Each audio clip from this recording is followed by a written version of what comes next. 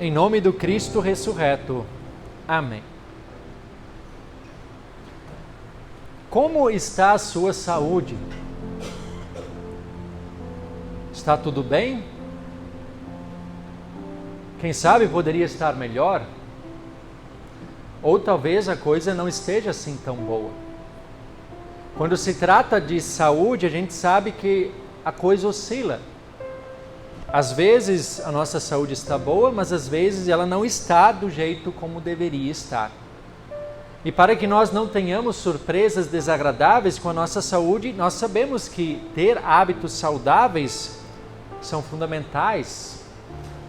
Boa alimentação, atividades físicas, evitar vícios, check-ups de rotina, tudo isso é importante para que a gente não seja pego de surpresa. Mas mesmo assim, por vezes ainda somos pegos de surpresa em alguns momentos.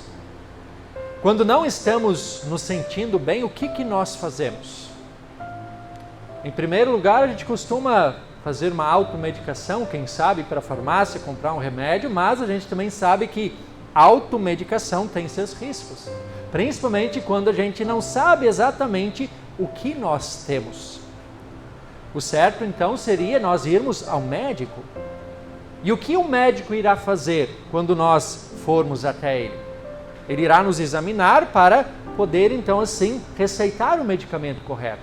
Talvez o médico peça exames, um raio-x, um exame de sangue, uma ressonância, tudo para que ele tenha o diagnóstico preciso da nossa doença e assim possa nos conduzir no melhor tratamento, no tratamento mais adequado. E essa dinâmica do diagnóstico, doença, tratamento, ela pode ser aplicada também à nossa vida espiritual. E, de certa forma, é o que Pedro faz no texto de Atos, capítulo 3.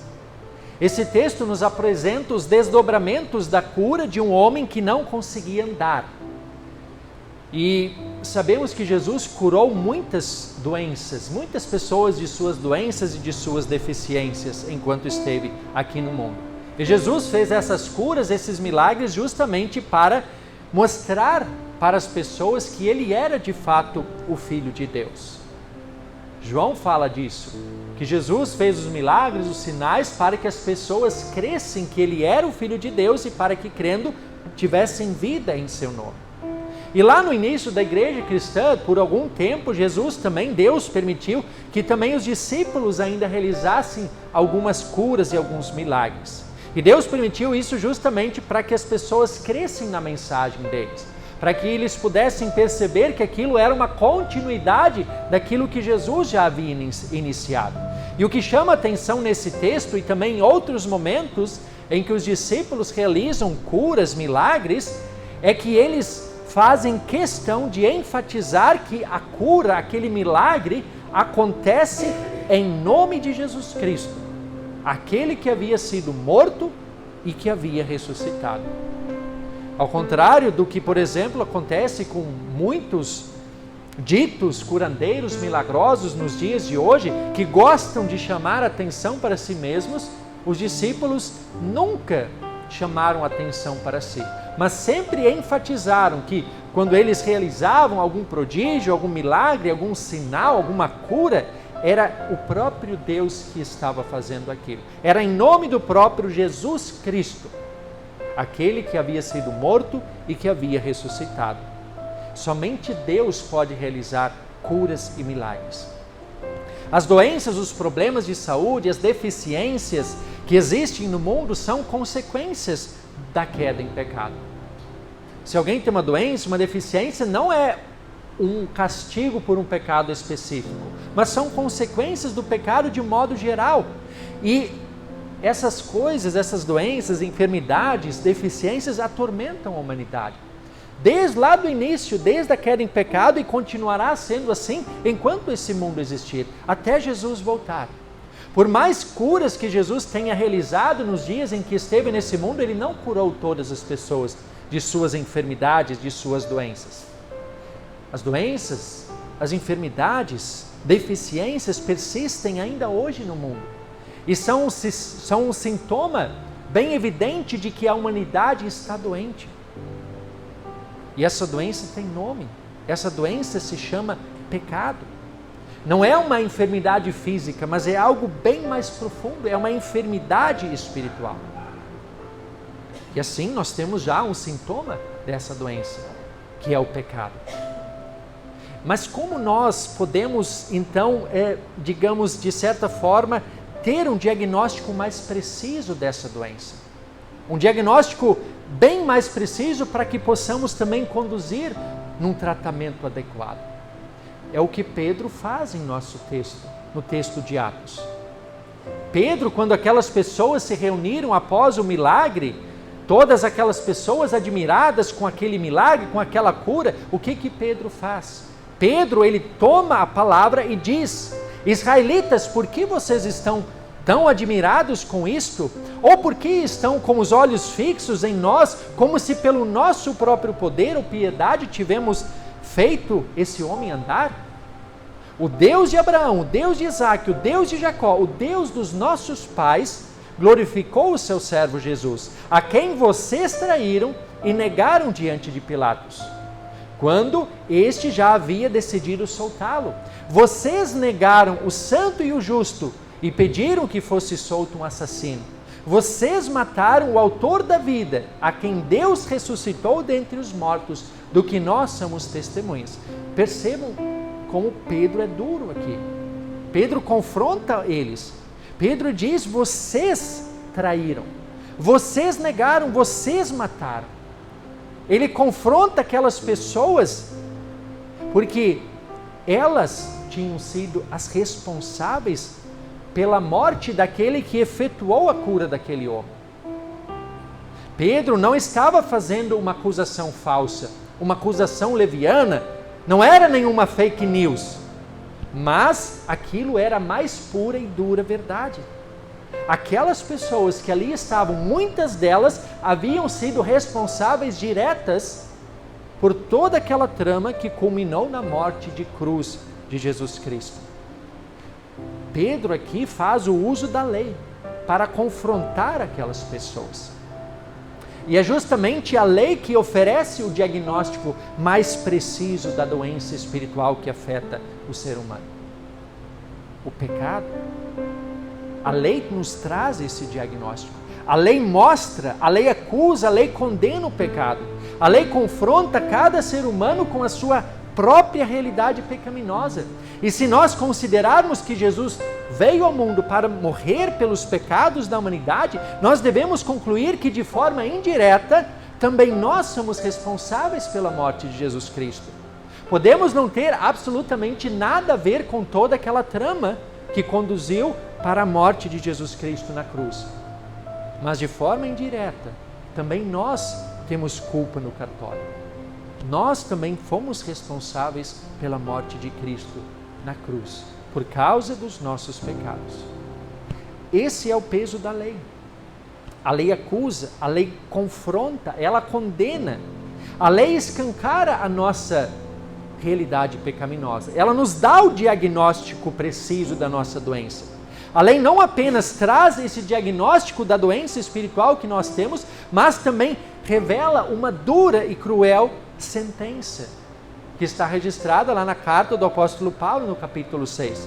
O salário do pecado é a morte. O que a lei faz conosco poderia ser comparado a uma pessoa que recebe o diagnóstico de uma doença terminal. Quando o médico de repente diz para a pessoa: você não tem mais cura. Você tem apenas alguns meses de vida. Isso é assustador. Isso inquieta a gente. E volta e meia nos deparamos com situações assim perto de nós. E se isso nos assusta quando se trata de uma enfermidade física, quando se trata da nossa vida física, muito mais isso deveria nos inquietar quando se trata da nossa vida espiritual. Perder um ente querido para uma doença é terrível, é difícil. Perder a própria vida para uma doença é muito doloroso. Mas nós cristãos sabemos que há uma perspectiva eterna, que há vida após a morte, e uma vida plena e eterna para todos aqueles que creem em Jesus Cristo. Porém, trágico é o fim daqueles que não apenas estão doentes fisicamente, mas que estão doentes espiritualmente e que não recorrem ao tratamento que Deus oferece. Essa doença espiritual atinge a todos nós, também nós cristãos que estamos aqui reunidos na igreja. Mas nós sabemos que há esperança. Há esperança porque existe tratamento, existe remédio, existe uma cura. E foi o próprio Deus quem providenciou esse tratamento. E Pedro também fala disso em nosso texto, quando ele diz, logo na sequência, ao confrontar aquelas pessoas, ele diz: Deus assim cumpriu o que tinha anunciado anteriormente pela boca dos profetas, que o seu Cristo havia de padecer. Portanto, arrependam-se e se convertam, para que sejam cancelados os seus pecados, a fim de que da presença do Senhor venham tempos de refrigério. Cristo padeceu e sofreu em nosso lugar. Ele se manifestou para tirar os pecados, pois nele não existe pecado, nos diz João na primeira epístola, texto que foi lido hoje. 1 João capítulo 3, versículo 5. Então, através do sacrifício de Cristo, os pecados de toda a humanidade foram cancelados, foram perdoados, e com isso nós temos o perdão. A humanidade toda foi perdoada com o sacrifício de Cristo. E como é que agora eu vou aplicar isso para a minha vida? Como é que isso se torna meu? Isso se torna nosso? Nós nos apropriamos disso quando nós reconhecemos os nossos pecados. Quando nós reconhecemos a nossa condição de pecadores e cremos que de fato aquele sacrifício de Cristo foi em meu lugar, foi em nosso lugar, foi por nós e para nós.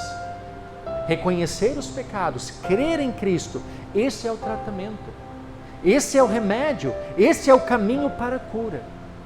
E é importante aí também lembrar que a cura definitiva, ela não acontece aqui, mas ela acontecerá apenas na eternidade. João, ele nos lembra disso na epístola, quando ele diz: agora somos filhos de Deus. Sim, nós já somos filhos de Deus pelo perdão que Cristo nos dá, mas ainda não se manifestou o que haveremos de ser.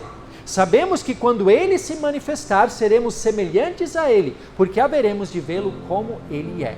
Então, a cura definitiva acontecerá somente na eternidade. Lá nós estaremos definitivamente livres de todos os males que o pecado inflige a nós neste mundo. No novo céu e na nova terra, lá sim tudo será perfeito. Lá estaremos definitivamente livres das manchas do pecado. E já que não há cura definitiva aqui, é fundamental que enquanto estivermos nesse mundo, nós recorramos continuamente ao tratamento que Deus nos providenciou. E onde esse tratamento pode ser encontrado? Na Bíblia, no perdão dos pecados, no batismo, na Santa Ceia. E onde tudo isso é oferecido? Aqui na igreja. A cada semana, a cada novo culto, tudo isso é oferecido aqui. Podemos dizer que a igreja é o hospital de Deus. É aqui que nós encontramos o tratamento para a nossa doença espiritual. É aqui que encontraremos sempre de novo o perdão dos nossos pecados e o fortalecimento da nossa fé. Assim como hábitos saudáveis são importantes para a nossa saúde física, ler a Bíblia, ir à igreja, participar da Santa Ceia, são hábitos fundamentais, indispensáveis para nós cristãos. Eles contribuirão muito para a nossa saúde espiritual, para o nosso tratamento espiritual, até o dia em que receberemos a cura na eternidade. É claro que seguir esse tratamento que Deus nos oferece, esse tratamento espiritual, não nos deixará imunes aos sofrimentos da vida presente. Ficar doente, passar por angústias e aflições continuará sendo um sintoma do pecado enquanto esse mundo existir. Mas nós temos uma perspectiva muito animadora. Porque aquele que morreu pelos nossos pecados, ele não permaneceu na morte. Ele ressuscitou, ele vive. Ele esteve com seus discípulos. Ele se mostrou vitorioso sobre a morte aos seus discípulos. Mostrou aos seus discípulos as suas marcas nas mãos e nos pés. comeu na presença deles. O texto do Evangelho nos fala isso. E isso os confortou. E isso mostrou que a realidade é de fato, a ressurreição é de fato uma realidade. E os encheu de ânimo, de coragem, para que assim eles testemunhassem a mensagem do Evangelho, a mensagem da ressurreição, a mensagem do perdão e da salvação. Mensagem que foi anunciada de geração em geração e hoje alcançou a cada um de nós. Nós estamos aqui hoje reunidos no Espírito Santo, aqui em Bela Aurora, graças ao testemunho dos discípulos e de tantos outros cristãos ao longo dos tempos, e aqui estamos dando continuidade a esse tratamento que é tão importante para a nossa vida espiritual. É verdade também que nem sempre a fé que nos garante esse tratamento espiritual reestabelecerá a saúde física daqueles que estão gravemente enfermos. Por vezes, Deus, em sua divina providência, decide abreviar a vida de pessoas que muito amamos. Mas essa fé que nos enche de esperança, ela nos dá a certeza de que a morte não é o fim. Porque o próprio Jesus, ele prometeu, a promessa dele, todo aquele que vive e crê em mim, ainda que morra, viverá. Jesus mesmo disse isso. E a ressurreição do próprio Jesus Cristo é a maior prova de que essas palavras são verdadeiras. Aqueles que já partiram estão com Cristo. Todos nós um dia estaremos com Ele para todo sempre. As curas e os milagres que Cristo realizou enquanto esteve nesse mundo são uma pequena amostra de como tudo será perfeito na eternidade. Lá não haverão mais doenças, lá não haverá mais morte, não haverá mais sofrimento, não haverá mais luto, não haverá mais dor. Lá a nossa saúde será plena e perfeita em todos os sentidos. A fé em Jesus Cristo, aquela fé, como diz o texto de Atos, que restabeleceu as pernas, os movimentos nas pernas daquele homem coxo, é a mesma fé que pode nos garantir saúde perfeita para todo sempre. Mesmo que talvez aqui no mundo a nossa saúde não esteja lá essas coisas. A saúde aqui, ela é muito importante, nós sabemos muito bem disso. E nós louvamos a Deus por ter providenciado muitos recursos, especialmente nesses últimos tempos, recursos da ciência e da medicina, que nos ajudam em muito aos tratamentos que muitas vezes nós precisamos nos submeter quando estamos enfermos fisicamente. Mas no fim das contas nós sabemos que o que realmente importa é a saúde espiritual, porque ela é que define o nosso destino eterno. Por isso, recorramos continuamente ao tratamento que Deus nos providenciou, para que permaneçamos saudáveis espiritualmente, firmados na fé em Jesus Cristo até o dia em que desfrutaremos para sempre de saúde perfeita na eternidade.